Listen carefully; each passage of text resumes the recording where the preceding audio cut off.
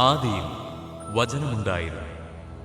വചനം ദൈവത്തോടു കൂടെയായിരുന്നു. വചനം ദൈവമായിരുന്നു. അവൻ ആദിയിൽ ദൈവത്തോടു കൂടെയായിരുന്നു. സമസ്തവും അവനിലൂടെ ഉണ്ടായി.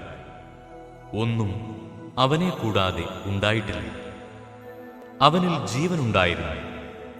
ആ ജീവൻ മനുഷ്യരുടെ വെളിച്ചമായിരുന്നു. ആ വെളിച്ചം ഇരുളിൽ പ്രകാശിക്കുന്നു. അതിനെ കീഴടക്കാൻ ഇരുളിന് കഴിഞ്ഞില്ല.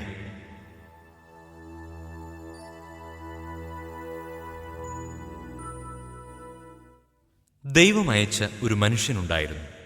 അവന്റെ പേര് യോഹന്നാൻ എന്നാണ്. അവൻ സാക്ഷ്യത്തിനായി വന്നു, വെളിച്ചത്തിന് സാക്ഷ്യം നൽകാൻ, അവൻ വഴി എല്ലാവരും വിശ്വസിക്കാൻ. അവൻ വെളിച്ചമായിരുന്നില്ല, വെളിച്ചത്തിന് സാക്ഷ്യം നൽകാൻ വന്നവനാണ്. എല്ലാ മനുഷ്യരെയും പ്രകാശിപ്പിക്കുന്ന യഥാർത്ഥ വെളിച്ചം ലോകത്തിലേക്ക് വരുന്നുണ്ടായിരുന്നു. അവൻ ലോകത്തിലായിരുന്നു. ലോകം അവനിലൂടെ സൃഷ്ടിക്കപ്പെട്ടു. എങ്കിലും ലോകം അവനെ അറിഞ്ഞില്ല. അവൻ സ്വജനത്തിന്റെ അടുത്തേക്ക് വന്നു, എന്നാൽ അവർ അവനെ സ്വീകരിച്ചില്ല. തന്നെ സ്വീകരിച്ചവർക്കെല്ലാം, തന്റെ നാമത്തിൽ വിശ്വസിക്കുന്നവർക്കെല്ലാം ദൈവമക്കളാകാൻ അവൻ കഴിവ് നൽകി. അവർ ജനിച്ചത് രക്തത്തിൽ നിന്നോ ശാരീരിക അഭിലാഷത്തിൽ നിന്നോ പുരുഷന്റെ ഇച്ഛയിൽ നിന്നോ അല്ല, ദൈവത്തിൽ നിന്നത്രേ. വചനം മാംസമായി നമ്മുടെ ഇടയിൽ വസിച്ചു. അവന്റെ മഹത്വം നമ്മൾ ദർശിച്ചു. കൃപയും സത്യവും നിറഞ്ഞതും പിതാവിന്റെ ഏകജാതന്റേതുമായ മഹത്വം. യോഹന്നാൻ അവന് സാക്ഷ്യം നൽകിക്കൊണ്ട് വിളിച്ചു പറഞ്ഞു, ഇവനെ പറ്റിയാണ് ഞാൻ പറഞ്ഞത്. എന്റെ പിന്നാലെ വരുന്നവൻ എന്നേക്കാൾ വലിയവനാണ്. കാരണം എനിക്ക് മുൻപ് തന്നെ അവൻ ഉണ്ടായിരുന്നു. അവന്റെ പൂർണ്ണതയിൽ നിന്ന് നാമെല്ലാം കൃപയ്ക്കുമേൽ കൃപ സ്വീകരിച്ചിരിക്കുന്നു. എന്തുകൊണ്ടെന്നാൽ നിയമം മോശ വഴി നൽകപ്പെട്ടു, കൃപയും സത്യവുമാകട്ടെ യേശു ക്രിസ്തു വഴി ഉണ്ടായി. ദൈവത്തെ ആരും ഒരിക്കലും കണ്ടിട്ടില്ല. പിതാവുമായി ഗാഢബന്ധം പുലർത്തുന്ന ദൈവം തന്നെയായ ഏകജാതനാണ് അവിടത്തെ വെളിപ്പെടുത്തിയത്.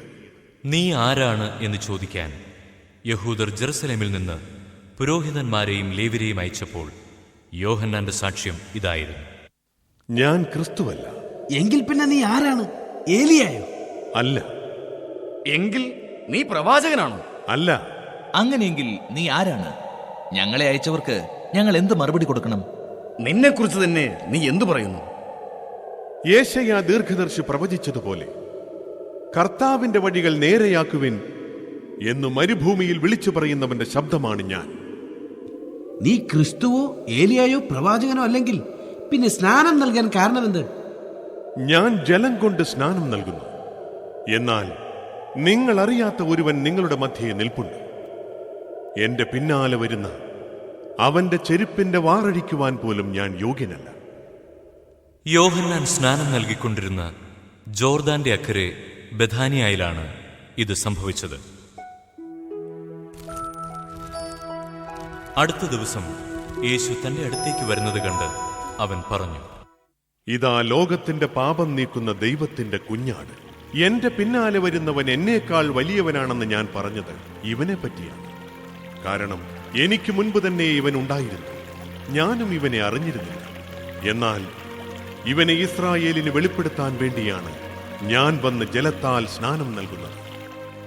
ആത്മാവ് പ്രാവിനെ പോലെ സ്വർഗത്തിൽ നിന്ന് ഇറങ്ങിവന്ന് അവന്റെ മേൽ ആവസിക്കുന്നത് താൻ കണ്ടു എന്ന് യോഹന്നാൻ സാക്ഷ്യപ്പെടുത്തി. ഞാൻ ഇവനെ അറിഞ്ഞിരുന്നില്ല.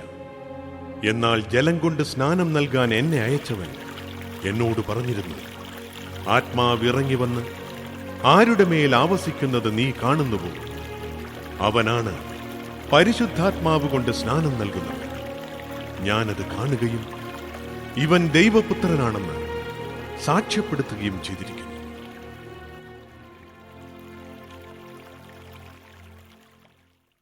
അടുത്ത ദിവസം യോഹന്നാൻ തന്റെ ശിഷ്യന്മാരിൽ രണ്ടുപേരോടുകൂടി നിൽക്കുമ്പോൾ യേശു നടന്നു വരുന്നത് കണ്ടു പറഞ്ഞു, ഇതാ ദൈവത്തിന്റെ കുഞ്ഞാട്.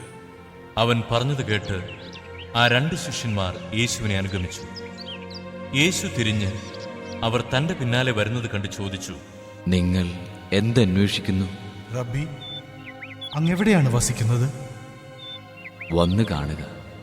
അവർ ചെന്ന് അവൻ വസിക്കുന്നിടം കാണുകയും അന്ന് അവനോടുകൂടെ താമസിക്കുകയും ചെയ്തു. അപ്പോൾ ഏകദേശം 10 മണിക്കൂറായിരുന്നു. യോഹന്നാൻ പറഞ്ഞത് കേട്ട് അവനെ അനുഗമിച്ച ആ 2 പേരിൽ ഒരുവൻ ശിമയോൻ പത്രോസിന്റെ സഹോദരൻ അന്ത്രയോസ് ആയിരുന്നു. അവൻ ആദ്യമേ തന്റെ സഹോദരനായ ശിമയോനെ കണ്ട് അവനോട്, ഞങ്ങൾ മിശിഹായെ, ക്രിസ്തുവിനെ കണ്ടു എന്ന് പറഞ്ഞു. അവനെ യേശുവിന്റെ അടുത്ത് കൊണ്ടുവന്നു. യേശു അവനെ നോക്കി പറഞ്ഞു, നീ യോഹന്നാന്റെ പുത്രനായ ശിമയോനാണ്. കേപ്പ, പാറ എന്നു നീ വിളിക്കപ്പെടും. പിറ്റേ ദിവസം അവൻ ഗലീലയിലേക്ക് പോകാനൊരുങ്ങി. പീലിപ്പോസിനെ കണ്ടപ്പോൾ യേശു അവനോട് പറഞ്ഞു, എന്നെ അനുഗമിക്കുക. പീലിപ്പോസ് അന്ത്രയോസിന്റെയും പത്രോസിന്റെയും പട്ടണമായ ബത്സയിദായിൽ നിന്നുള്ളവനായിരുന്നു. പീലിപ്പോസ് നഥാനയേലിനെ കണ്ട് അവനോട് പറഞ്ഞു, മോശയുടെ നിയമത്തിലും പ്രവാചക ഗ്രന്ഥങ്ങളിലും ആരെപ്പറ്റി എഴുതിയിരിക്കുന്നുവോ അവനെ, ജോസഫിന്റെ മകൻ, നസറത്തിൽ നിന്നുള്ള യേശുവിനെ ഞങ്ങൾ കണ്ടു. നസ്രത്തിൽ നിന്ന് എന്തെങ്കിലും നന്മ ഉണ്ടാകുമോ? വന്ന് കാണുക. നഥാനയേൽ തന്റെ അടുത്തേക്ക് വരുന്നത് കണ്ട് യേശു അവനെപ്പറ്റി പറഞ്ഞു, ഇതാ നിഷ്കപടനായ ഒരു യഥാർത്ഥ ഇസ്രായേൽക്കാരൻ. നീ എന്നെ എങ്ങനെ അറിയുന്നു? പീലിപ്പോസ് നിന്നെ വിളിക്കുന്നതിന് മുമ്പ് നീ അത്തിമരത്തിന്റെ ചുവട്ടിലിരിക്കുമ്പോൾ ഞാൻ നിന്നെ കണ്ടു. റബ്ബി, അങ്ങ് ദൈവപുത്രനാണ്, ഇസ്രയേലിന്റെ രാജാവാണ്. അത്തിമരത്തിന്റെ ചുവട്ടിൽ നിന്നെ കണ്ടു എന്ന് ഞാൻ പറഞ്ഞതുകൊണ്ട് നീ എന്നിൽ വിശ്വസിക്കുന്നുവല്ലേ? എന്നാൽ ഇതിനേക്കാൾ വലിയ കാര്യങ്ങൾ നീ കാണും. സത്യം സത്യമായി ഞാൻ നിങ്ങളോട് പറയുന്നു, സ്വർഗം തുറക്കപ്പെടുന്നതും ദൈവദൂതന്മാർ കയറിപ്പോകുന്നതും മനുഷ്യപുത്രന്റെ മേൽ ഇറങ്ങി വരുന്നതും നിങ്ങൾ കാണും.